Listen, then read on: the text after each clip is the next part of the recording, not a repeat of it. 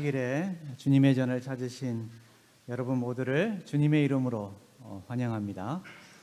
저희는 지난 일주일 동안 춘계 기도주일을 맞이하여서 새벽으로 또 저녁으로 참 은혜로운 시간을 가졌습니다. 코로나를 종식시켜 주시고 3년 만에 다시 현장에서 말씀의 잔치를 열게 하신 하나님께 감사를 드립니다. 오늘 이 복된 안식일을 맞이하며 먼저 아멘 하심으로 하나님의 은혜에 좀 감사하면 좋겠습니다. 아멘입니까? 네, 감사합니다. 오늘 장로님들께서 참 어려운 자리를 이렇게 마련하셔서 특별한 찬양으로 영광을 돌려주셔서 정말 감사합니다. 또 매번 여기 오케스트라에서 수고하고 있는 우리 어린이들 또 참 고맙습니다. 저희 교회에 오케스트라가 있다고 하는 것은 영광입니다. 여러분들의 그런 귀한 사역을 하나님께서 귀히 받으시리라고 생각을 합니다. 지난 안식일에 우리가 나눴던 말씀의 제목을 여러분이 기억하시는지 모르겠습니다. 잊혀진 명령이었죠. 오늘은 마태복음 9장 37절, 38절을 중심으로 해서 잊혀진 명령을 찾아서라는 제목으로 함께 예수님께서 주신 이 명령을 오늘날 실천해가는 사람들과 교회들을 찾아가면서 함께 은혜를 나누는 시간을 갖겠습니다. 먼저 우리 다 같이 본문의 말씀을 같이 읽도록 하겠습니다. 마태복음 9장 37절, 38절입니다. 다 같이 읽겠습니다. 시작. 이에 제자들에게 이르시되 추수할 것은 많되 일꾼은 적으니 그러므로 추수하는 주인에게 청하여 추수할 일꾼들을 보내어 주소서 하라 하시니라. 전도가 잘 됩니까? 전도가 잘 안 되죠. 왜 전도가 잘 안 될까요? 한번 맞춰보십시오. 셋 중에 하나입니다. 1번 구도자도 없고 일꾼도 없어서. 구도자가 없어요. 근데 또 일할 사람도 없어요. 두 번째, 일꾼은 많은데 구도자가 없어서 그래서 전도가 안 된다. 세 번째, 구도자는 많은데 일꾼이 없어서. 답이 몇 번일까요? 잘 생각해 보십시오. 답은 3번입니다. 그래서 우리 성경은 분명히 이렇게 얘기를 하고 있습니다. 예수님께서 말씀하시기를 추수할 것은 많다 적다? 많되 일꾼이 적으니. 예수님께서 바라보는 것은 저희하고 좀 생각이 달랐습니다. 저희는 열심히 전도 활동하고 그러는데 구도자 얻기가 하늘의 별 따기잖아요. 우리 서중환교회에서 봉사활동을 그동안 코로나 전에 얼마나 많이 했습니까? 여러 얘기들을 들었습니다. 구도자 얻기가 쉽지 않잖아요. 어떤 봉사 영역에서는 단 한 명도 구도자를 얻지 못했다라고 하는 그런 얘기도 들었습니다. 그래서 교인도 많고 일꾼도 굉장히 많은 것 같은데 구도자가 없는 것처럼 느낄 수가 있습니다. 그러나 예수님은 전혀 다른 시각에서 이것을 보고 계십니다. 추수할 것이 많다고 하는 것입니다. 근데 일꾼이 적다고 하는 것이죠. 제가 이제 대만에 있으면서 저희가 이 한글반을 개최를 하면서 한글반을 통해서 복음을 전하는 접촉점으로 이렇게 삼아보려고 했습니다. 신문에 광고를 냈어요. 100명이 왔습니다. 이렇게 많은 학생들이, 이 젊은 청년들이 이 교회에 발을 디뎠어요. 우리 교인들이 깜짝 놀랐습니다. 아마 교인 된 이후로 처음으로 이런 광경을 봤을 거예요. 젊은 청년들이 교회에 차고 넘치는 것입니다. 김치 교실을 열었더니 너무나 많이 와가지고 이건 신문 광고를 낼 수가 없었어요. 그냥 아는 사람만 통해서 정말 좀 희망 있는 사람에게만 알리시오 그래가지고 저희가 20명씩 제안해가지고 김치 강습을 했습니다. 이거는 이제 풍경들이고, 뉴스타트 강좌 하면은 정말 많은 분들이 와요. 그리고 이제 뉴스타트 강좌할 때 바로 옆에 위생병원이 있었는데 우리 위생병원에 우리 의사들이 돌아가면서 와서 강의를 해주고, 또 저희 교회 집사님들 가운데 전문가들이 몇 분 계셨어요. 정말 많은 구도자들이 몰려왔습니다. 영혼들이 많아요. 그런데 이제 제가 이 대만에서 느낀 것은 이분들이 이제 이런 여러 과정들을 통해서 신앙을 받아들이는 분들이 계시다는 것이죠. 그리고 처음으로 안식일에 교회를 옵니다. 제가 광고하기를 9시 반에 안식일 학교 시작입니다 그럽니다. 근데 제가 있던 그 교회는 9시 반에 예배를 시작하는데 보통 9시 50분이 되면 첫 번째 교인이 오셨어요. 10시가 돼야지 이제 거의 교인들이 오셔가지고 안식일 학교를 시작할 수 있었습니다. 근데 구도자들은 어떻게 되는지 아세요? 그분들은 하나님을 믿게 되면 가슴이 뜨거워요. 저희가 9시 반 예배라고 그러면 보통 30분 전에 교회로 와버리세요. 9시에 와서 교회를 앉아 있는 거예요. 그분들은 오면서 교회가 꽉 차리라고 하고 생각을 하고 오는 것이죠. 근데 아무도 없습니다. 9시 반 예배 시간이 시작할 시간이 됐는데 한 명도 안 오는 거예요. 그분이 두 번째 안식일에 교회에 올까요? 정말 많은 구도자들이 저희와 연결이 되었습니다. 그러나 제가 그때마다 느끼는 것은 뭐냐면 교회가 준비가 안 되었구나 하는 것을 느꼈습니다.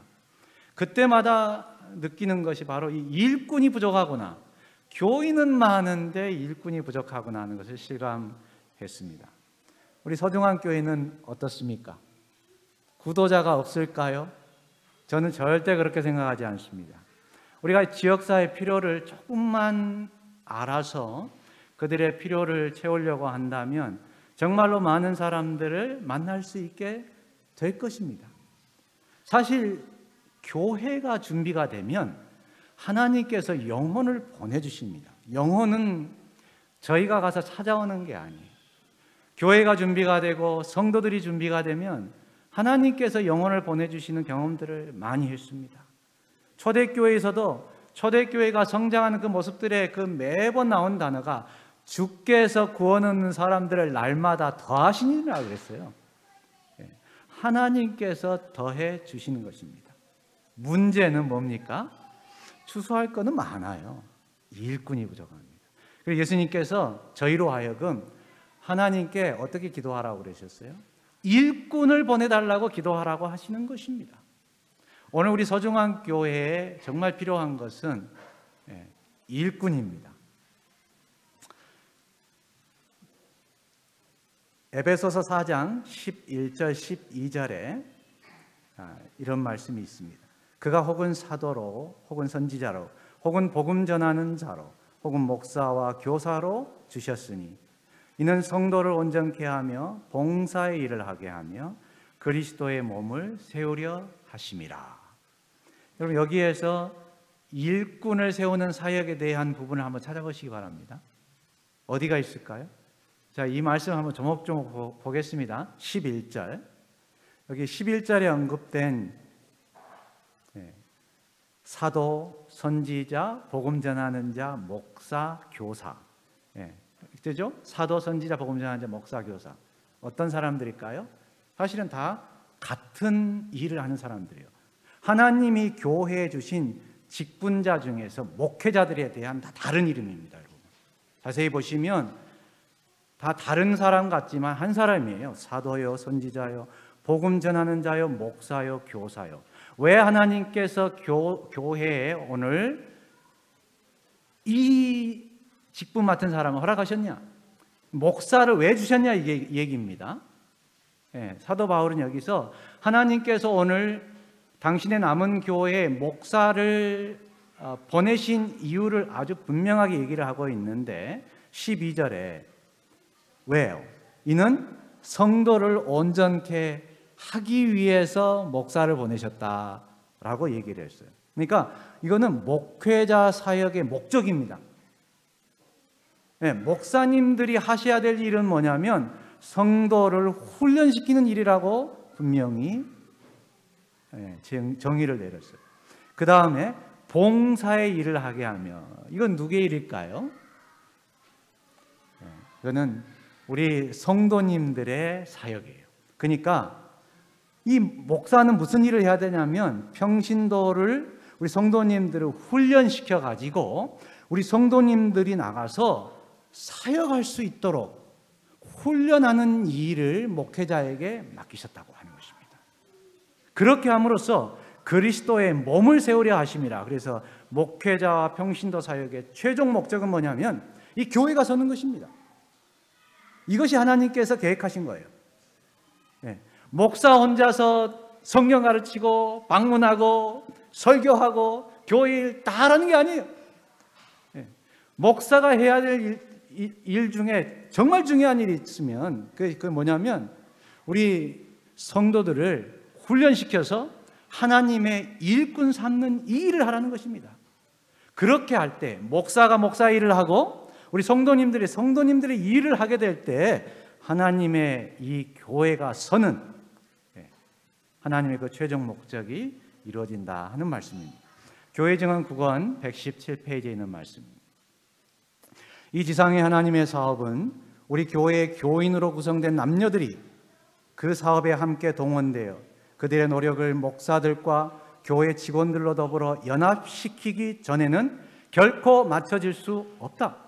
하나님께서 우리에게 천국 복음을 전하는 이 사명을 주셨고 이 천국 복음이 온 땅에 전파될 때에야 하나님께서 이 땅에 오실 터인데 이 일은 목사가 목사의 일을 해서 평신도가 세움을 입고 협력하여서 이 전도 일을 할 때만이 이것이 맞춰질 것이라 라고 분명히 선지자는 지적을 하고 있어요. 교회 증언 6권입니다. 지금까지 설교한 모든 설교가 많은 헌신적인 일꾼들을 양성시키지 못한 것은 분명한 사실이다. 이 문제는 가장 중대한 결과를 내포하고 있는 것으로 생각해야 한다. 그래서 목회자가 해야 될 일들 중에 정말 중요한 부분이 사실 설교잖아요. 그러나 그게 다가 아니라는 것입니다. 그걸로 목회자가 자기의 직분을 다 했다고 생각하면 그건 대단히 잘못된 생각이에요. 그래서 많은 목사님들이 하는 설교에서 끝남으로써 교회에서 일꾼들이 양성되지 않는 이 문제는 정말 심각한 문제로 하나님께 받아들여지고 있다고 하는 것입니다. 교인들은 설교는 많이 들어왔다. 그러나 그들이 그리스도께서 위하여 죽으신 자들을 위해 일할 방법을 배운 일이 있는가? 저도 중학교 2학년 때 침례를 받고 나서 침례 받고 아무런 후속 조치가 없었어요. 교회에서 기도를 어떻게 하는지 가르쳐준 사람이 없었습니다. 성경을 어떻게 보는지 배워본 적이 없었어요. 심지어는 목사가 되고 나서도 한참을 지나서 제자훈련 사역에 관심을 갖게 되면서부터 그제서야 기도도 가르쳐야 되는구나 하는 걸 알았어요. 성경이 있는 법도 배워야 된다는 것을 제가 그제서야 알게 된 것입니다. 그래서 우리 교인들 중에 이거 기도하는 법, 성경 읽는 법은커녕 일하는 법, 전도하는 법을 배우는 사람이 과연 얼마나 될까? 그런 생각을 해보게 되는 것이죠. 그래서 교회증언 7권에 우리 신자들에게 줄 가장 큰 도움은 무엇인가? 우리 좀 힘들게 사시는 분 교회에서 재정적으로 도와주는 거 물론 필요하죠. 그러나 본질적으로 그것은 가장 큰 도움은 아니라고 하는 것입니다. 그들로 하나님의 사업을 하게 하며 목사를 의지하지 말고 하나님을 의지하도록 가르치는 일이다. 이것이 교인들을 도울 수 있는 최고의 큰 도움이라고 하는 것입니다. 제가 이제 전에 다른 교회에서 있을 때 이 제자훈련 사역을 했습니다. 그리고 나서 이제 갑자기 선교지로 다시 나가야 되는 그런 상황이 되었습니다.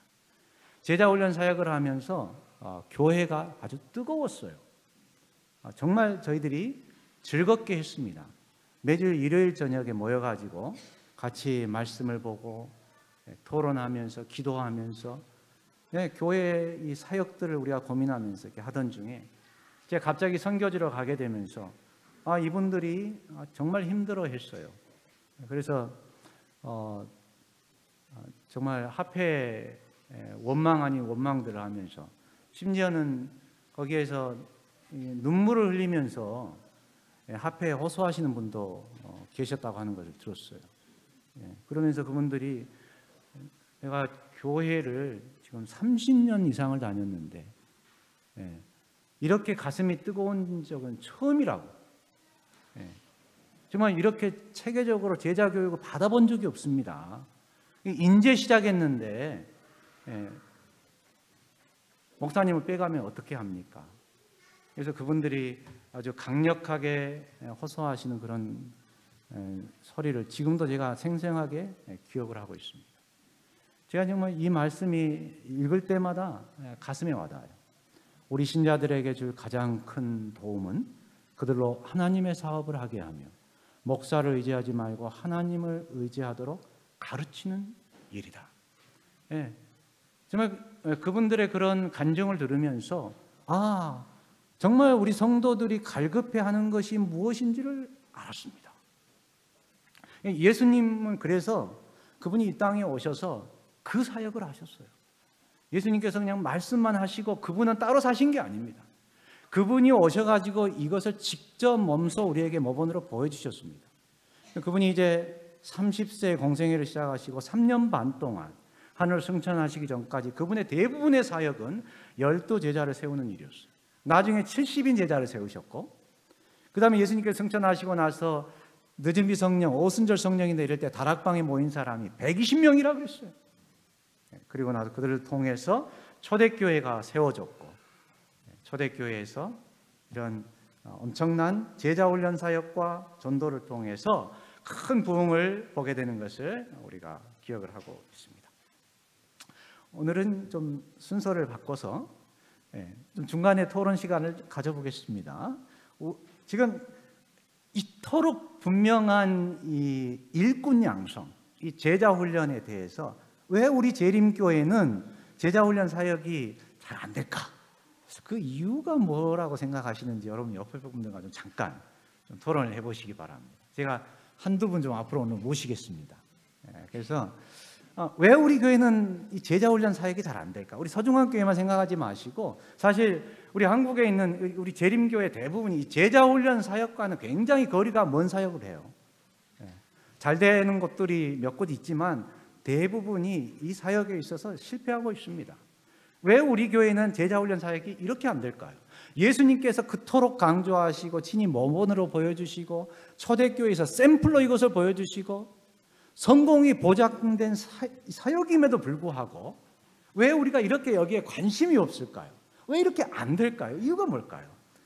우리 한 3, 4분 다 같이 좀 옆에 분들 한 3, 4분, 두세 분 같이 토론하는 시간을 갖도록 하겠습니다.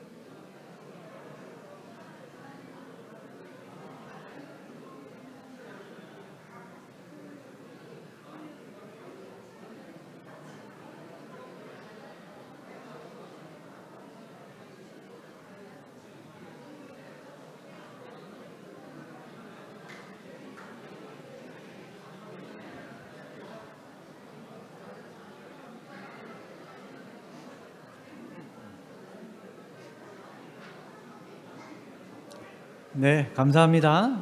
시간을 좀 많이 못 드립니다. 자원하시는 분이 있으실까요? 앞으로 나와서 내가 생각할 때는 이것 때문에 그런 것 같다. 있으십니까? 예, 신기영 장로님께서 손 드셨죠? 예, 신 장로님께서 손 드신 것 같았어요.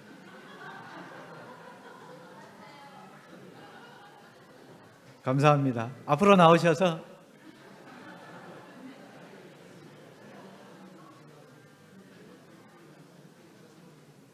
뭐 정답은 없습니다. 목사님도 이렇게 거짓말하실 때가 있으시네요. 제가 손 든 적 절대 없습니다. 순종한 마음으로 나왔습니다. 이제 저 옆에 계신 우리 집사님하고 잠깐 말씀 나눴는데요. 전도하기 힘듭니다. 전도하기 힘들고 전도를 하려면 내 자신이 먼저 준비가 돼야 되는데 준비하기가 쉽지 않습니다. 어떤 말씀이냐면 제가 이제 뭐 여러분들을 전도해보지는 못했습니다. 뭐 몇 분 하셔서 지금 우리 교회에 참석하신 분도 계시고 또 이렇게 나오시다 안 나오시다 하신 분도 계시는데 제가 먼저 스스로 정말 정직하게 바르게 살지 않으면 전도하기가 어렵습니다. 왜냐하면 처음에는 이제 제일 중요한 게 인과관계인 것 같아요. 인간관계가 잘 형성이 돼야 전도도 할 수 있고 그렇게 해야 상대방이 인정을 해줘야 되는데 인정을 받지 못하면 전도에 대한 어떤 효력이 없다고 생각이 됩니다. 그래서 먼저 제 자신이 정말 하나님과의 나의 관계가 완전하게 되는가를 늘 묵상하고 또 매일매일 반성하면서 또 그렇게 하면서 사람들의 어떤 그 관계 속에서 저분을 한번 우리 교회로 소개해야 되겠다 하는 이제 그런 마음, 늘 마음은 여러분들 다 갖고 계실 겁니다. 그러나 그걸 내뱉는 순간부터 여러분들은 그분들에게 정말 충성해야 되고 정말 그 전도, 그러니까 구도자는 어떻게 보면 우리가 모셔야 되는 분들이에요.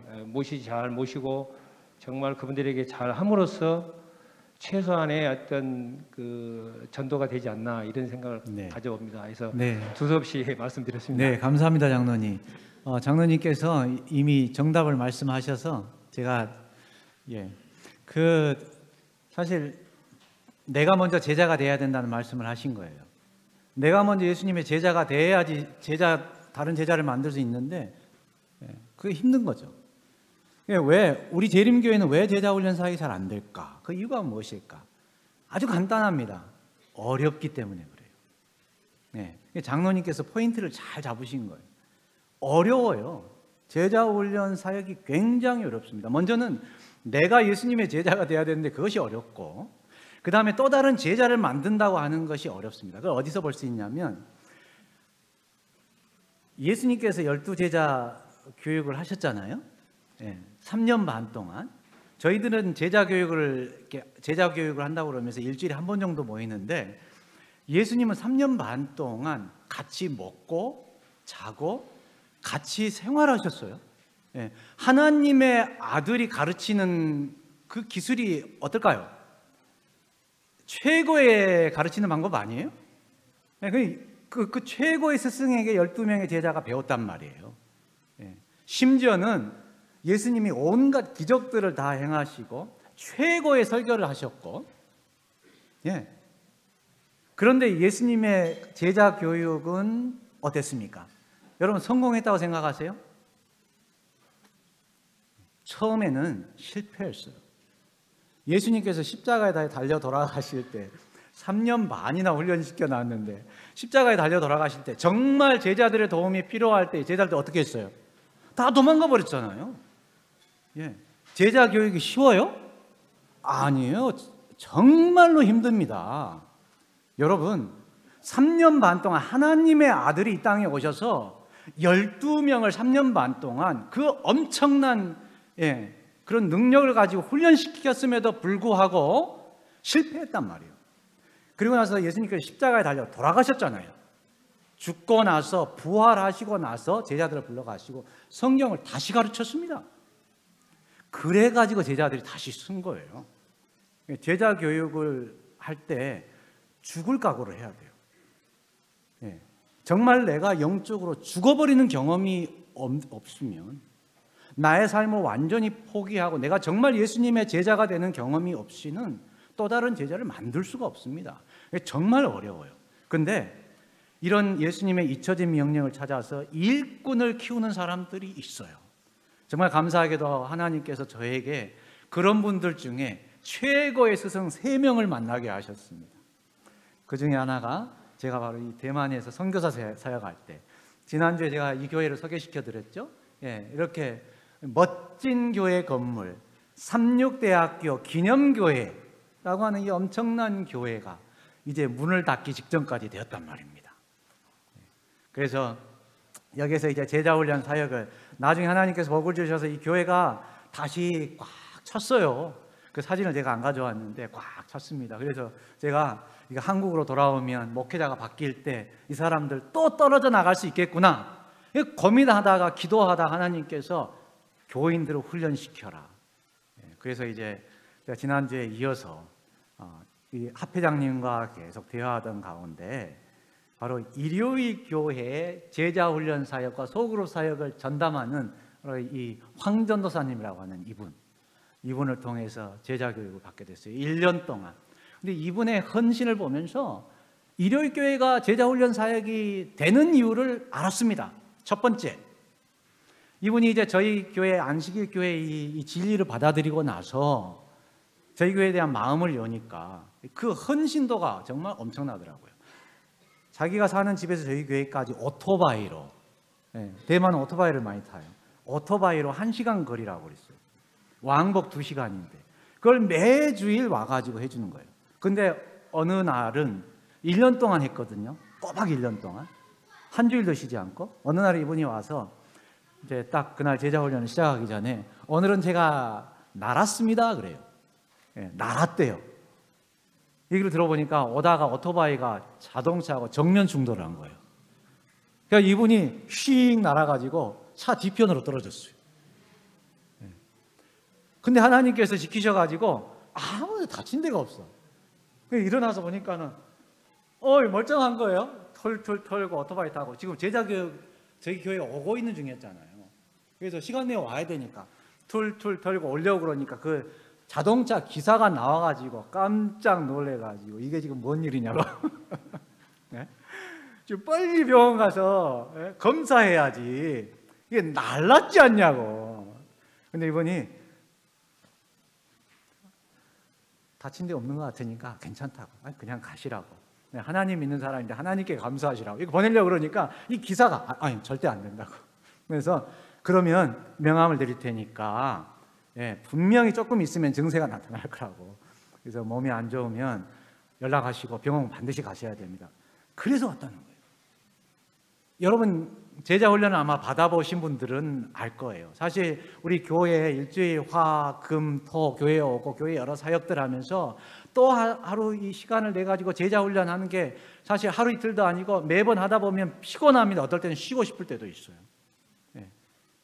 근데 이분이 꼬박 1년을 자기 교회도 아닌데 그 먼 길에서 오면서 한 번쯤 왜 쉬고 싶지 않겠어요? 그 얼마나 좋은 핑계입니까? 오토바이 타고 가다 교통사고 난 거잖아요. 날랐잖아요. 이때 안 오면 누가 뭘 할 사람이 없어요. 근데 그분이 그런 사고를 당하고 왔더라고요. 저희가 그날 뭐 배웠는지 지금 전 다 잊어버렸거든요. 근데 그분이 그 날랐다고 하는 그 기억이 지금 벌써 시간이 한 거의 18년이 지났는데 지금도 생생해요. 그분의 그 한 번의 그 모본이 저에게 예수님의 제자라고 하는 것이 어떤 거구나. 예수님의 제자로서 사는 것이 어떤 거구나. 제자 훈련의 이 사역이 성공하기 위해서 어떤 정신이 필요하구나 걸 알게 됐어요. 4개월 후에 이분이 또 와가지고 그날은 그래요. 오늘은 제가 이혼했습니다 그래요. 다 놀래가지고 이혼을 했대요. 남편이 마약하는 사람인데 그리스도의 사랑으로 계속 품고 있었는데 더 이상 이제 너무 선을 넘었어요. 그래서 더 이상 살 수 없는 상황이 돼가지고 한 주일 내내 법정을 오고 가가지고 이혼 수속을 밟은 겁니다. 그 심정을 여러분 아시겠죠? 그런 마음으로 어떻게 남의 교회에 와서 이 제자 훈련하는 이 사역을 도울 수 있겠어요? 근데 그때도 이분이 나오신 거예요. 예. 그래서 이분을 통해서 경험했던 이 두 번의 1년 동안 배웠던 내용은 사실 뭐 기억이 안 남죠. 그러나 이분이 몸으로 보여줬던 이 정신, 그래서 일요일 교회 제자 교육 사역이 살아나는 이유를 알았어요. 이런 정신으로 하면은 안 될 사업이 어디가 있겠습니까? 그러나 2년째는 우리 대만 앞에 합회장인 사모님, 여기 이분이거든요. 합회장인 사모님이 이제 와서 했는데, 이제 저희가 1년을 꼬박 그렇게 하니까요. 매주 화요일 오전에 3시간씩 했거든요. 그리고 오후에는 또 이 제자훈련 같이 나오신 분들하고 같이 식사하고, 또 오후에는 같이 방문도 다니고, 그 다음에 화금토 예배 다 있고 성경 연구 있고 방문 있고, 얼마나 바쁘겠습니까? 그 다음에 일주일에 4번 한글반을 했어요. 네. 김치 강습하죠. 건강 강좌 있죠. 정말 정신이 없이, 그래서 2년째 되니까 제가 거의 탈진 상태가 됐어요. 좀 쉬고 싶더라고요. 근데 이걸 제자훈련 사역은 쉴 수는 없고, 근데 이제 이 합회장인 사모님이 대만 합회에서 저희 교회까지 기차 2시간 반, 택시 30분, 지하철 30분, 3시간 반, 왕복 7시간을 걸려가지고 매주일 오는데 얼마나 감사해요. 근데 이제 이분이 중간에 이분에게서 아주는 아닙니다. 좀 기쁜 소식이 들려왔어요. 시어머니가 돌아가셨대요. 대만은 사람이 죽으면 장례식을 한 달 동안 합니다. 이제 해외에 나가 있는 화교들이 많기 때문에 그들이 돌아오는 시간들을 주기 위해서 장례식을 한 달을 해요. 그래서 뭐 한 달은 쉬지 않더라도 최소한 이제 그 장례 일정이 있는 그 일주일은 쉬어야 되거든요. 그 가족들이 있어야 되거든요. 그래서 제가 이제 속으로 참 한 1년 반을 했더니 피곤해가지고 좀 쉬고 싶은 그런 상황이었는데, 이게 절대 기쁜 소식은 아니잖아요. 그러나 제 속에 이번 주는 쉬겠구나 그런 생각이 들면서 좀 약간 좀 편안한 그런 마음이 들었어요. 근데 월요일 날 저녁이 되니까 합회장님 사모님이 전화를 하셨더라고요. 목사님, 내일 제자훈련 정상입니다. 그리고서 우리 제자훈련에 나오시던 그 10분에게 다 전화를 하셨어. 그래서 제가 원래 그렇게 오시면 안 돼요. 네. 그래서 이분이 이제 그 일요일 교회에서 제자훈련 사역을 배우신 분이거든요. 저희 교회 이제 합회장님 사모님이신데. 그래서 제가 속으로 이분이 제대로 배우셨구나.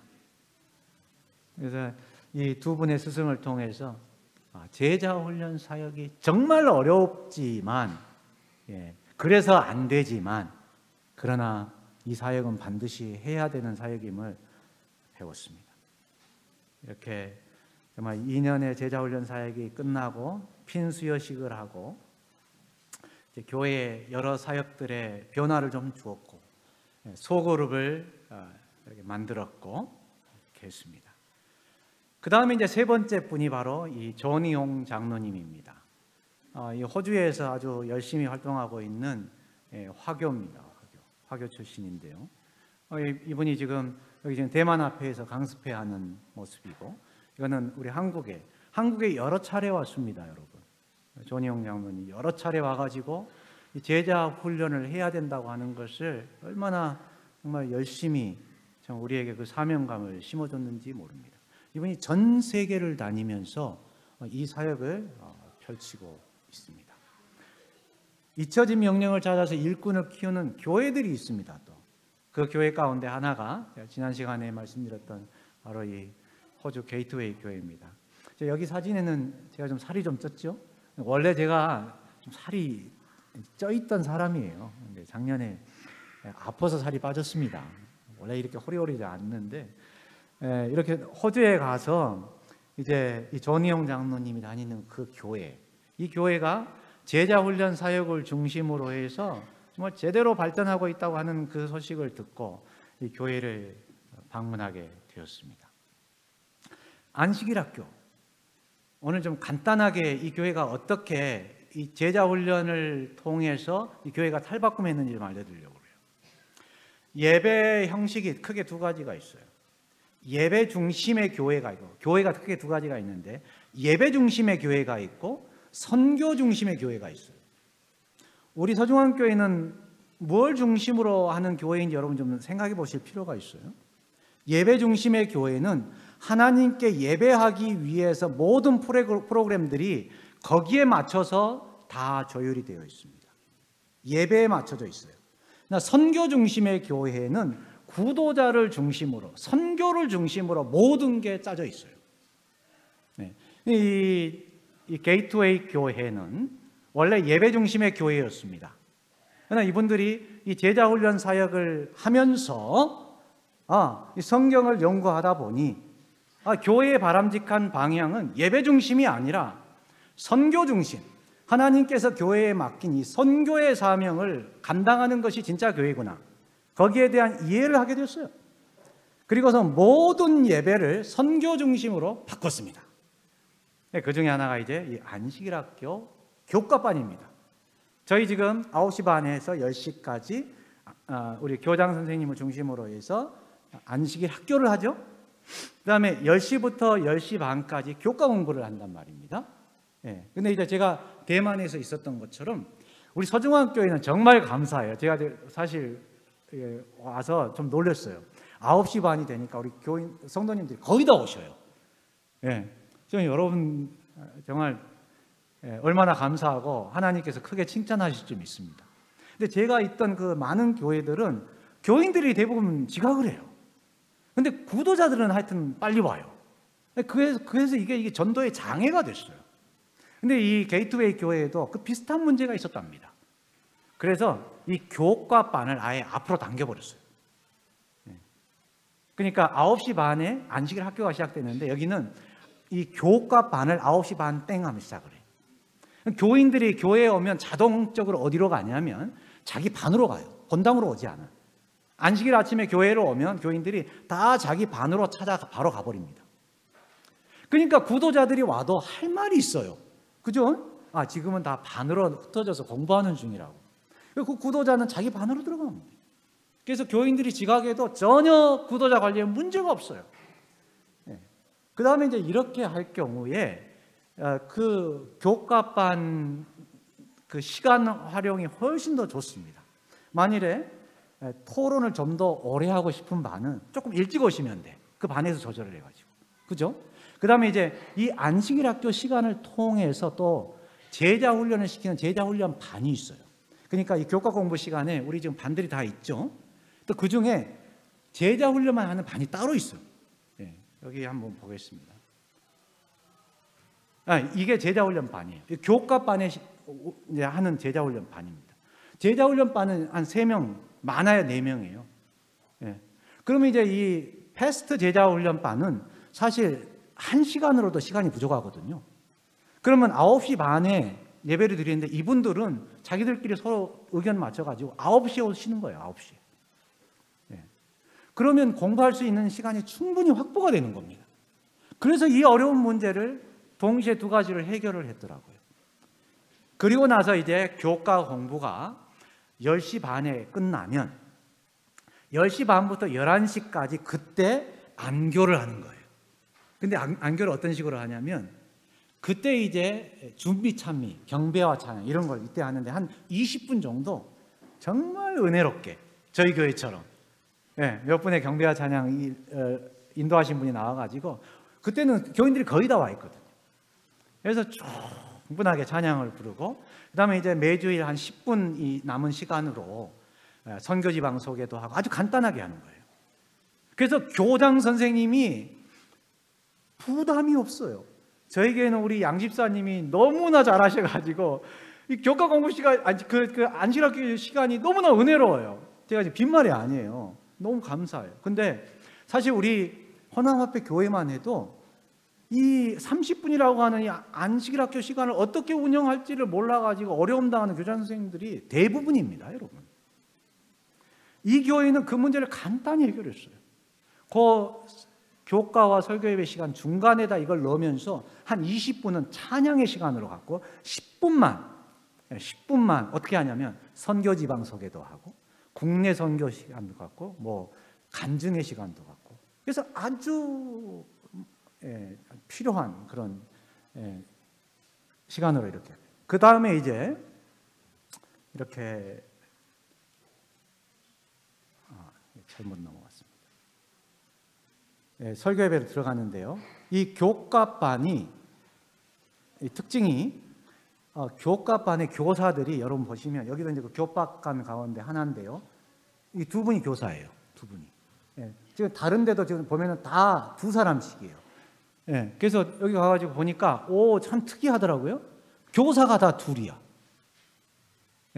한 분이 얘기하면 한 분은 이제 가끔씩 메모도 하고 누가 보면 발표하면 또 기록도 하고 또 질문했는데 반원들이 대답을 안 하면 또 부교사가 또 대답도 하고 두 분이서 아주 장단을 잘 맞추면서 그러다 이제 어느 날 일이 생겨가지고 교사가 못 오면 이 부교사가 그걸 자연스럽게 맡아서 합니다.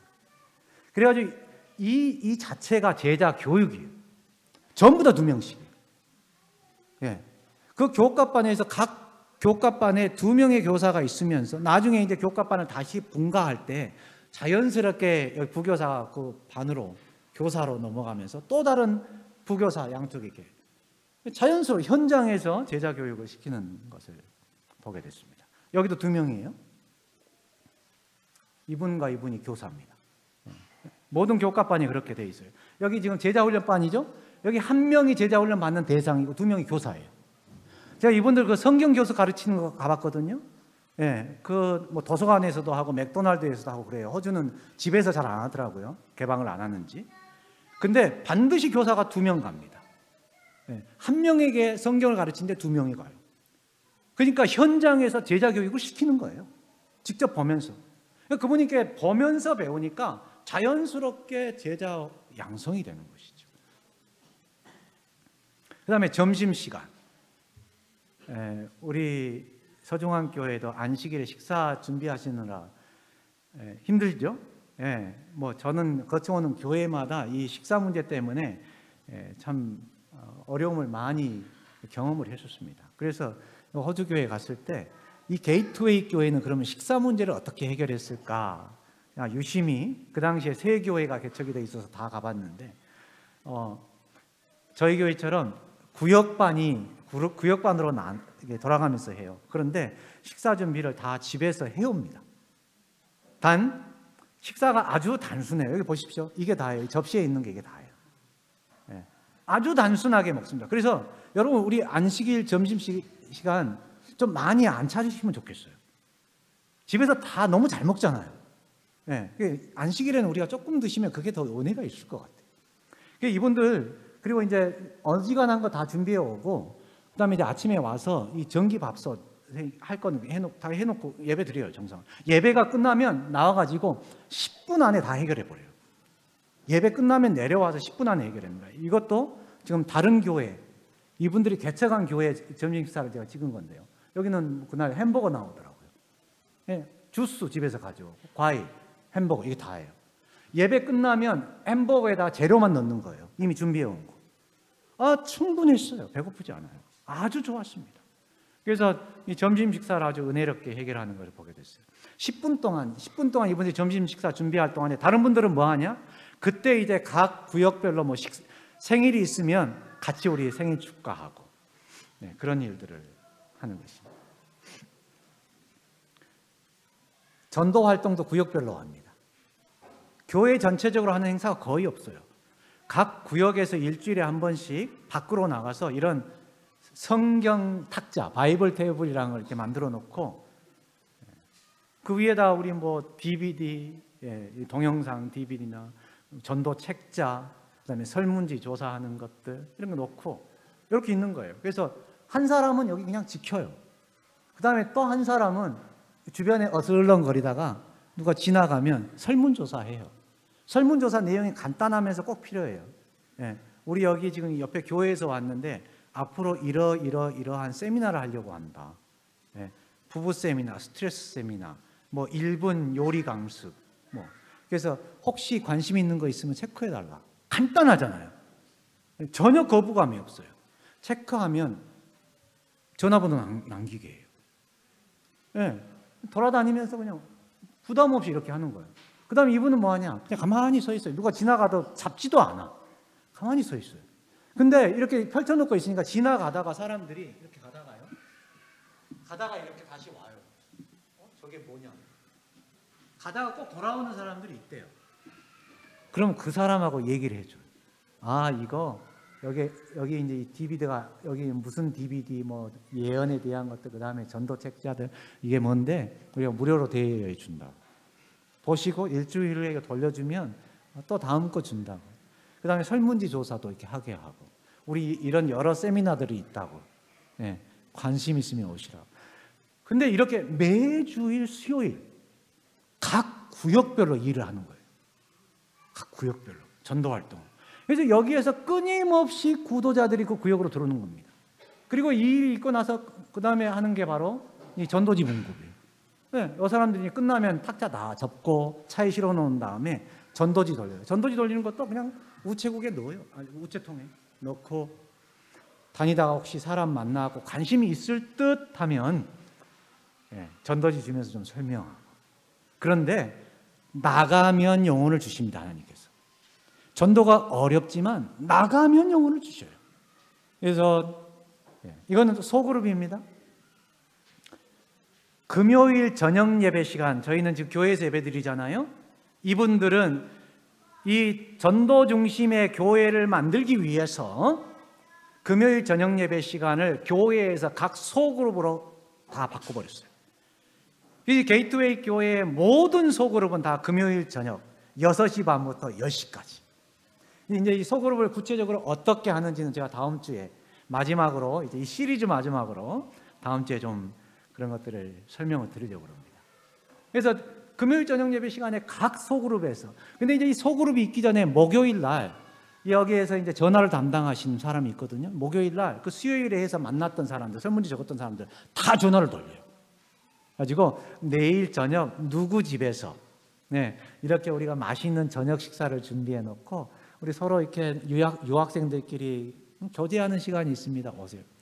다 좋아한대요. 그러니까 그들이 수긍하고 얼마나 그런 준비를 해놓고 연락을 하는 것입니다. 금요일 저녁에 늘 구도자들이 오는 거예요. 그래서 거기서 이제 예배를 드리고 그 다음에 자연스럽게 그 다음날 안식일 예배로 연결이 되는 것이죠. 화요 기도회는 그럼 어떻게 할까? 역시 죽어가던 그 화요일 기도회를 이렇게 놔둘 수는 없고 문을 닫아버릴 수도 없고 그러다 고민하던 끝에 이 구역반이 잘 되기 위해서는 각 구역이 매주일 모여서 기도회를 해야 돼요. 그 다음에 다음 구역반 예배 때 뭘 할지 계획하는 일들이 있어야 되고 구역원 중에 기도가 필요한 사람들 위한 중보 기도가 있어야 되고 근데 이분들은 이렇게 하는 거예요. 영상으로. 화요일 저녁에도 교회 오지 않아요. 각 구역별로 구역의 핵심 인원과 교인이 이게 그냥 전화로 이렇게 그러니까 다 하는 겁니다. 어렵지 않잖아요. 예. 자기 직장 끝나고 와서 자기 그 구역 안에서만 맞는 시간에 이렇게 해가지고 그래서 진짜 화요일 기도회를 해요. 간단하게 말씀 보고 그 말씀 은혜를 다 나눈 다음에 기도 제목을 같이 나누고 전부 다 그 4명이서 전화로 이렇게 기도를 하는 것입니다.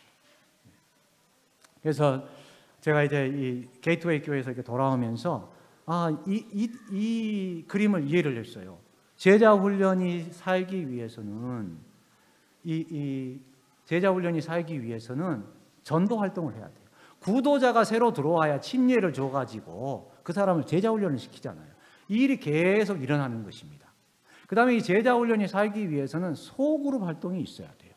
예. 그래서 이 제자 훈련에서 훈련된 사람이 소그룹에서 활동을 하고 그 다음에 이 소그룹 활동을 통해서 또 전도 활동이 되고 전도 활동을 통해서 소그룹에 새로운 구도자가 들어오고 이게 딱 엮여져 있습니다. 이 세 가지 중에 하나라도 빠지면은 다 죽어요, 다. 이렇게 해가지고 교회가 커서 교회가 차고 넘치면은 또 교회 개척을 해버려요. 교회가 차고 넘치면 그걸로 만족하지 않아요. 구역반이 차잖아요. 그러면 절대 거기서 나는 너 없으면 못 살아 이러지 않습니다. 그분들의 생각의 핵심은 뭐냐면 전도예요, 전도. 어떻게 하면 더 빨리 이 천국 복음을 맞출 수 있을 것인가. 그래서 구역반이 차면은 빨리 분가합니다. 어떻게 하면 분가. 교회가 차잖아요. 빨리 분가해요. 그래서 처음에 20명으로 시작한 교회가 그 교회가 150명이 차니까 70명에서 분가해 버렸어요.